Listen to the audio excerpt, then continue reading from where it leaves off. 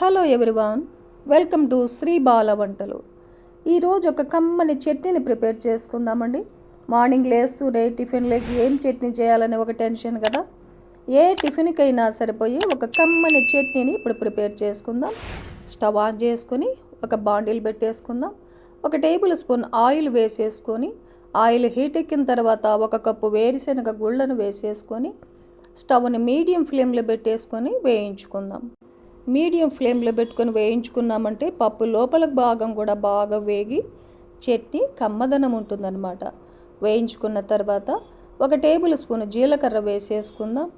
ఒక 5-6 పచ్చిమిర్చిని వేస్తున్నానండి. మీరు మీ టేస్ట్కి తగినట్టు పచ్చిమిర్చిని వేసుకోవచ్చు. కొద్దిగా చింతపండుని 1 ఇంచి అల్లాన్ని ఇలా చిన్న చిన్న ముక్కలుగా కట్ చేసి వేసేసుకొని స్టవ్ని లో ఫ్లేమ్లో పెట్టేసుకొని వేయించుకుందాం. ఇప్పుడు ఒక 2 టేబుల్ స్పూన్లు పుట్నాల పప్పును కూడా వేసుకొని మరో నిమిషం పాటు వేయించుకోవాలి. పుట్నాల పప్పు కూడా వేగిన తర్వాత ఒక చిన్న కట్ట కొత్తిమీరని శుభ్రంగా కడిగేసుకొని కొత్తిమీరని 2గా కట్ చేసి వేసేసుకోవాలి. స్టవ్ని లో ఫ్లేమ్లోనే ఉంచేసుకొని మరో 2 నిమిషాల పాటు వేయించుకుందాం.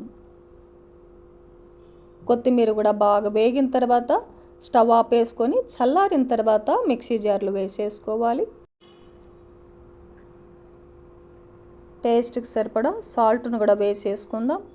ఒక 4-5 వెల్లుల్లిపాయలని పొట్టు తీసేసి వేసేసుకోవాలి. మిక్సీ పట్టేసుకుందాం.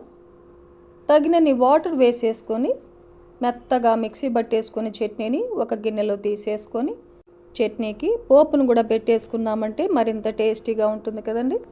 స్టవ్ ఆన్ చేసుకొని బాండిల్ పెట్టేసుకొని ఒక 2 టేబుల్ స్పూన్ల ఆయిల్ వేసేసుకోవాలి. ఆయిల్ హీట్ ఎక్కిన తర్వాత ఒక 1/2 టేబుల్ స్పూన్ ఆవాలు, 1/2 టేబుల్ స్పూన్ జీలకర్ర, 1/2 టేబుల్ స్పూన్ మినపగుళ్ళు, ఒక 2 ఎండుమిర్చిని తుంచేసి అలా వేసేసుకోవాలి. కొద్దిగా ఫ్రెష్ కరివేపాకును కూడా వేసేసుకొని ఈ పోపునంతా బాగా వేయించుకుందాం. స్టవ్ లో ఫ్లేమ్లో పెట్టేసుకొని వేయించేసుకొని పోపునంతా చట్నీలో కలిపేసుకున్నామంటే కమ్మనైన చట్నీ మనకు రెడీ అయిపోతుంది. ఈ చట్నీ ఇడ్లీ, దోశ, ఉప్మా, పెసరట్టు ఏ టిఫిన్కైనా చాలా చాలా బాగుంటుందండి. ఈ కమ్మని చట్నీని మీరు కూడా ఇంట్లో ప్రిపేర్ చేయండి, హ్యాపీగా ఎంజాయ్ చేయండి. ఈ వీడియో నచ్చితే లైక్ చేయండి, షేర్ చేయండి, సబ్స్క్రైబ్ చేయండి. థ్యాంక్ యూ అండి. Thanks for watching.